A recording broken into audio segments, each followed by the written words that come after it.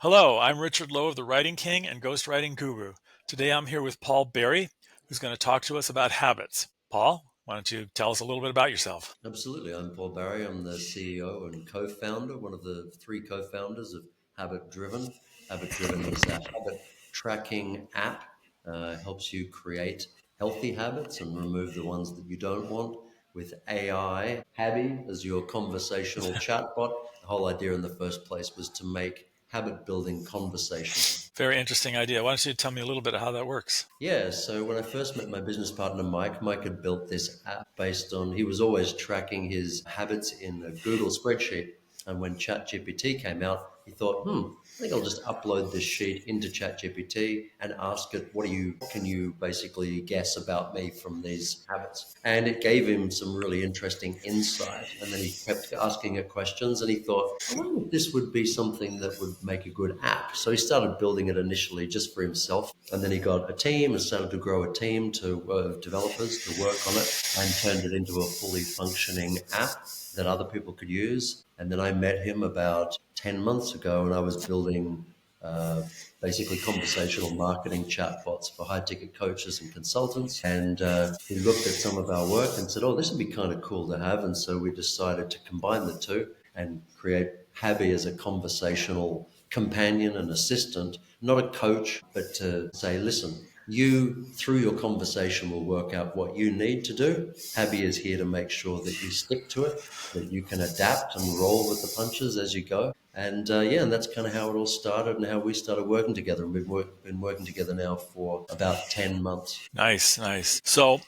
why don't you walk me through the process of, say, if I had an eating problem, and how would I use Habi to help with that? Well, the first thing that we always start with is the why. So if you said to Habi, I have an eating problem, the first thing I hope Habi would, I hope from Habi's training, Habi would want to do is work out, first of all, what do you mean by that? And why do you think that? And why is it a problem? So it's very easy to start setting goals immediately and say, oh, I want to lose 20 pounds in the next month. But if you don't know why you're doing it, then it's going to be very difficult down the track to do it, because if you've lost track of your why and suddenly you're looking at the what you have to do, it doesn't seem to even make sense to you anymore. So Habi hopefully would say to you, what's your experience of this? What's the pain point here? What have you tried before? Why is this a problem? And then get into sort of what do you hope to be on the other side of this? And knowing all of that, Habi can then sort of look at your schedule as well. So when people come in, they can do a improve Habi. So it's a part of the conversation where they can improve Habi's understanding of your needs by Hmm. answering questions about your sleep patterns and your work and different goals and so on. But using an aggregate of all of that information, Habi can then start to make suggestions. So rather than you come in and immediately Habi starts making suggestions, hopefully you'll have a conversation first and make sure those suggestions are far more specific to you and not just generic to everybody. Well, let's take it for instance. Let's say the person is a procrastinator. He Yep. simply waits to finish things until he's almost too late and then rushes to catch up. And he's gotten away with it many, many times, and sometimes he hasn't. So Yep. he goes to Habi. Habi says, Habi, hello. And Habi says, what's up? Says, okay, I want to confront my procrastination problem. I assume then it would say, tell me about that, or something Yep. like that. And I'd say, well, blah, blah, blah, blah, blah, blah, blah, blah, blah. Yep. And then it would keep asking me, like Socratic method almost, it sounds like. So yeah. Question, answer, Yep. keep digging down. And it would say, okay, so you're procrastinating because you're not sleeping enough. I'm just guessing, or whatever. So sleep more. I'm guessing. You tell me if this isn't the way. And then I Yep. might Yeah. say, yeah, the sleep is fixed. I'm sleeping fine now, but it's still not fixed. And then it might come up with a different. Yeah, so I mean, the first thing that you'll probably discover chatting with Habi is that Habi will talk to you about cues and triggers and rewards and all that kind of stuff, and Right. saying there's something that's obviously triggering someone to sleep more than they feel they need to, or to procrastinate. So Habi might say to you, so what is the fear? So I had a conversation, I do a lot of interviews with people, just vox pops interviews with people in the street, and there was this one girl at Santa Monica College that I stopped and talked to. And I said, is there something that you're struggling with at the moment? And she said, yes, I procrastinate. I don't do some of the things that I want to do. So Right. I said to her, so what's something you want to do? She said that she had her driving license permit, but she hadn't scheduled the test or something. And I said to her, like, why don't we do it right now? She's like, oh my God, right now. And I said, yeah. I said, like, can you cancel it if you don't want to go through with it? If you could book it right now, could you cancel it? And she goes, well, yes. I said, all right, we'll just book it right now. And she booked it. And the second she booked it, I said, do you want to cancel it? And she said, no, I don't want to cancel it. So sometimes the thing is that you need to be able to have something cancelable. And like I say to people, if you want to run a marathon, you need to know that at any point, if it's hurting you, you can stop. At any point, if you just don't want to do it anymore, you can stop. At any point, if you're bored, you can stop. But if you say to yourself, I need to run a whole marathon right now, like saying, I need to be able to conquer procrastination right now forever, it's unreasonable and it's probably not going to happen. So Habi will have a similar conversation with you and suggest what is the reward that you can give yourself for actually doing that thing, and what is the punishment that you feel that you're going to get if you actually go ahead and do it, and then probably compare that punishment to the punishment you're giving yourself by delaying that thing. Right. And then it just comes down to ultimately doing. So what can you do? Years ago, when I was going through counseling after I lost my mum, I was going through palliative care, gave some counseling to the family, and I was struggling to do things. And I was saying to the counselor, who was saying, well, what can you do here? What can you do there? And I was saying, I can't do anything. I can't do that. I can't do that. And giving very, very reasonable reasons why I couldn't do any of these things. And eventually, whether she changed how she said it or it was just that I heard it differently, I heard her say, Paul, what can you do? So Right. rather than what could you do, like what could you do? It's like saying, well, I could win the lottery. I could become Alex Samosi and become an amazing marketer. I could do this. I could do that. Or, well, what can I do? Or what can I do? And I realized I could take a couple of hours every day, same time of day, from 4 to 6 that day back in Australia in summer, and I could get in the car, I could go to the beach, and rain, hail, or shine, because it was beautiful summer weather, I could get in the ocean, I could get wet, and I could come home, have a shower, and I could do that. That would be good for my body, that would be good for my mental health, that would be good for communing with nature, that would be good for everything, for my endorphins, for everything. And so when you talk to Habi, because Habi has largely been trained on my voice, even though Habi has a lot more, infinite amount, a greater amount of experience in human psychology and behavior and so on. Because Habi has largely been trained on my voice, it tends to sound a bit like me when Habi talks to you. And so my experiences and how I've overcome them have kind of been baked into it, just as in a way the kind of teams has. So when it comes to something like procrastination, I always think, what is the worst thing that could possibly happen? And we always say that famous quote of, you can't manage what you don't measure. I was saying to someone the other day on Reddit, I said, she said, I'm overwhelmed. I've got all this stuff going on and I can't succeed at this, I can't succeed at that. And this is going wrong and this is terrible. And I said, have you done a proper full audit of what you're talking about? She said, what do you mean? I said, have you created categories, financial category, relationship category, and so on, eating category or health category? And then go through and say, let's mark the stakes of these. The result of your greatest hope and the result of your greatest fear, the difference between the two, that's the stakes. And I gave her a whole list of stuff to go through. With 10 minutes, she wrote back and said she'd created this whole kind of thing, and it was already helping, because some of the things that she was turning from molehills into mountains in her head, she was saying, I can't mentally let it go. Well, now, mentally, it just disappeared because she realized it wasn't a priority. It certainly wasn't a long-term priority. It wasn't a priority that affected anything other than a small part of her life. But there were other things that were big, pressing priorities that affected a lot of her life, and now she can focus her attention on that. So the first thing about procrastination, I'd say, is if you do that audit, you're already not procrastinating. And doing the audit doesn't mean you have to do anything about it. It just means it's like putting on your sneakers, yeah, your joggers. You don't have to run the marathon, but now you're prepared if you want to. And then by doing that step, Right. that's the first step to the next one, and the next one, and the next one. All you did, you just set up the dominoes. You don't have to push them over yet, but you've set up a bunch of them, and then you can next time. And Habi's logic is very similar to that. Well, I found that change. I think there's a book about this. I forget. Oh, Atomic Habits, Yeah. and it talks about change 1% a day. And I've been following that almost religiously now. Yeah, great. and it's been working great. Just a little change. So, eating disorder, well, take out this. Next day, take out something more. Next day, take out something more. A little more than 1%, but still. Actually, I wait a few days between each one to let it sink in. And before you know it, no more eating disorder or no more procrastination. Take out that. And then sometimes I get down to the real cause. Like I tend to eat too much because I get anxious, which causes my stomach to hurt. And the food helps keeps the stomach from hurting. So there's actually like a semi-physical kind of thing. All Right. right. So what alternatives are there from food? Well, there's ginger tea, and that turned out to work really well. And so it's making it easier. Don't have to eat the Cheetos, which has various health effects that I don't want. And instead, drink some ginger tea or eat some ginger. Well, it's not that great in bunches. and I just do a little bit every day. And I think Habi sounds like it would kind of guide you in that direction because sometimes, I don't know about you, but I have a tendency to say, okay, I'll just stop doing that. Of course, I'm just setting myself up for failure. Yeah. I mean, one of the things is like this conversation is really good for me, and I hope it's good for you because I think conversation is where we get the chance to get stuff out of our system. And then we Yep, don't, if we speak it, we don't have to do it. We just of have to course. communicate it. And so once we communicate that, and we have the ability to communicate that to something like Habi, and Habi will be there 24/7, 365, infinitely patient, infinitely wise, unlike you or I, unfortunately. Hey, speak for yourself.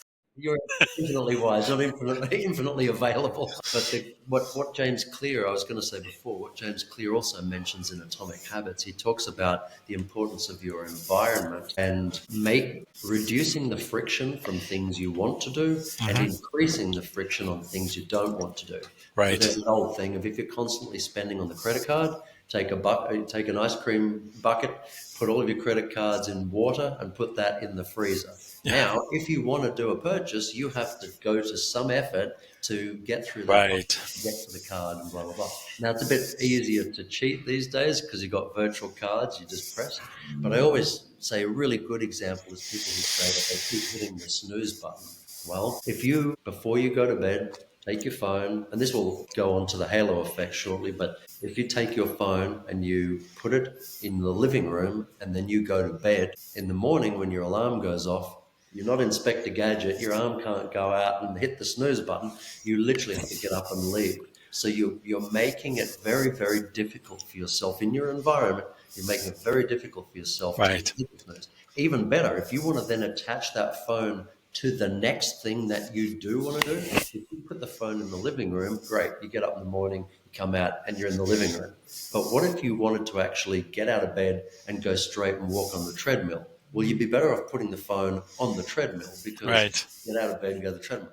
Well, for me, I used to get out of bed and then I would weigh myself, and then I realized, I really should go to the bathroom before I weigh myself because there's a big difference in my Yes. metrics.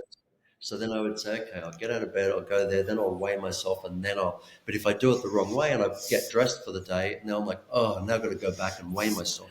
So you work out the routine that would be great to get what you want. And Habi can also help with this. Habi would need to know the kind of things you already do, what's getting in your way. But you could say to Habi, and Habi will get smarter and smarter as you keep talking to Habi, but you could say to Habi, like, why am I finding this so difficult? I do this, then I do this, and then I do this. Habi might say, well, why don't you do both of those things at the same time? I get up and I do this and blah, blah, blah, and then I don't have time to read a book. Well, why don't you listen to an audio book while you're brushing your teeth and walking on the treadmill? You can do multiple things at exactly the same time to Right. save time. And so what you do is you're connecting the things together in a storytelling way or a link kind of way, and then that's helping remove the friction from the things that you want to do. In reverse, if you don't want to be eating Cheetos, first of all, don't buy them. If you can't stop buying them, delete them from your cart online if you're buying them online. If you walk into a store, do not walk down that aisle. Just don't walk down that aisle. Right. Right. And there's so many different ways that you can increase the friction on bad habits and decrease the friction on the good habits. But first of all, it requires, once again, an audit, an open, honest audit. And that's the other reason I love Habi is that if you tried to tell me, even if you trusted me, there's still stuff that you might not say to me. And so without information, I can't necessarily help you as much. But with an AI, you can talk to Habi, know that nobody's ever going to see that. It's completely yours and secure and safe. And you can say whatever you want to Habi. And Habi now knows everything that you've not shared with anyone before, probably. And in that order and in that way and in that, priority list. And then Habi has all the information that Habi needs to be able to help you make the choices. And then the best part is Habi will then say, hey, here's a few habits I think might be good for you. And then get your buy-in and make a few changes conversationally. And then Habi will say, you good to go? Do you want me to set these in stone? And you say, yep. And then Habi will put them on your dashboard. And now they're on in the app on Cool. the dashboard. So Cool. you can just swipe them as done or not done. Very cool. I've been using ChatGPT for something similar. ChatGPT knows everything about me. It's scary. And it has a memory now. And of course, I have it set to private mode, so it's not sharing any of that. So I'm not a marketer, so I've been working on marketing and trying to get to marketing. So I put it all in. I said, okay, you know a lot about me. And it said, yeah, I know a lot about you. And I said, well, what do I need to do to make my marketing more effective? And it thought for a minute, and it said, you need to be active. I said, what do you mean? It said, you're being passive now. You're putting out ads and things, and you expect people to see them and then come to you. You need to be actually like cold calling and being active out there, Yeah. reaching out on LinkedIn and stuff. So my habit was, I'm a writer. So what do? I write articles. Now I'm doing videos, but it's still passive. I'm still expecting people to see the video or whatever and then come to me. So instead now, what I'm bearing down on is reaching out to people, which I'm an introvert. So it's adds another barrier, but sometimes you just got to do what you got to do. And having to change that habit, I've been using the 1% a day thing, and it's becoming very, very interesting. Reaching out to potential clients, reaching out to old contacts, just reaching out to people who never responded, and just using ChatGPT to say, okay, here's their LinkedIn profile, here's some other information, here's their website. Now talk to me about how I should go into this call with them. And it tells me, do this and this and this and this and this. Okay, talk to them about that. I can't wait to learn more about Google's deep research so that find even more about how to talk to these people. So I did it the hard way. Habi sounds like it would make that a lot easier. Well, I But mean, even though all of the different language models have slightly different personalities and different strengths and different weaknesses, the whole idea is that as they all get better and better, the bottom level, like these are massive LLMs, and we are tapping into their abilities and their knowledge to be able to do something which is much smaller in scope than what they're trying to do.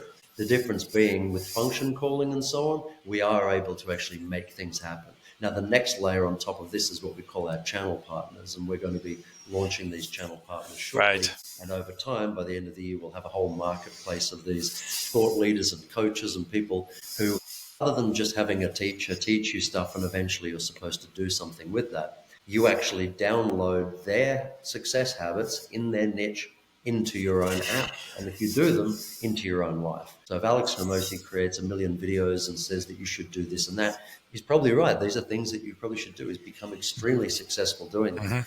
You and I both, I'm sure, have watched so many webinars and videos and courses and read things and got the PDF and got the coffee mug and bought the T-shirt. Yeah, I can't do it anymore. Watch the VHS. I always kind of went, you know what, I'd just pay someone to just do it for me. But there is actually a middle ground that didn't exist until I think we've created what we've created. And that is that Richard Lowe, as an amazing writing guru, could create a channel with all of his success habits as a writer. Stephen King said, talent is as common as table salt, but the professional is the person who gets up and writes for X number of hours every single day, whether they want to or not. That's me. So there you go. As a professional writer, you would say, like you are about reaching out on LinkedIn or through your network and contacts, X number of people per day. And then because you're actually tracking that with a number, 5 people a day, 1 person a day, 10 people a day, now you can know what that extra 1% per day is that James Clear is talking about. Yep. Otherwise, you're like, oh, I'm feeling 1% better. Bullshit. You're not. That's not the way it works. Feeling 1% better. Yeah, that's not the way it works. Well, we've been talking for a while. Is there anything you'd like to leave our listeners with if you had to sum it up in a paragraph? Well, the reason I got involved with Habit Driven in the first place is because I don't want anybody to ever feel that there is no hope. I've been in that position and it's not great at best and it's deadly at worst. So I want everybody to know that there is always someone there to help you. We'd be there to help you, but absolutely Habi 24/7, 365 is there to help you turn whatever you're struggling with into specific daily action that you can take Hmm. so that you can put it into your app and you can do it. And if you're not doing it, you can't say that it doesn't work. You have to be talking to Habi, making the changes, putting those habits in, and working them through every single day on a consistent daily basis. And that's the biggest thing. Whether you use habit driven and Habi or find another way of doing it, you can't manage what you don't measure. So measure it, do an audit, make the changes, give yourself something to do every day. Get an assistant if you can, like Habi, and just keep doing it every day. Only then can you say, oh, well, nothing's working. Up until that point, you haven't tried everything. Well, you're saying you can talk the talk, but you need to walk the walk. Exactly. And on that note, I'm Richard Lowe, Writing King, the Writing King, and Ghostwriting Guru. Where can people find you? They can go to habitdriven.ai, look up Habit Driven or Paul Barry official on a number of different platforms. But if you look up Paul Barry, CEO, Habit Driven, people can find me. I'd love to hear from anybody. Try the app, take a 7-day free trial, give it a spin. Yeah. If they want to go straight into trying Habi, they can go to habitdriven.ai/chat with Habi, Habi, and they can go straight in and try it before they even download the app. Nice, nice. Well, thank you for coming to the show. Like I said, this has been the writingking.com and Ghostwriting Guru. Ghostwriting.guru are the two websites to go to. So that's thewritingking.com or ghostwriting.guru. How the hell I got those two good names, I don't know. And I've been talking to Paul Barry about habits and what you need to do about them, or for and against. And he's got an app for it. Thank you for appearing and signing off.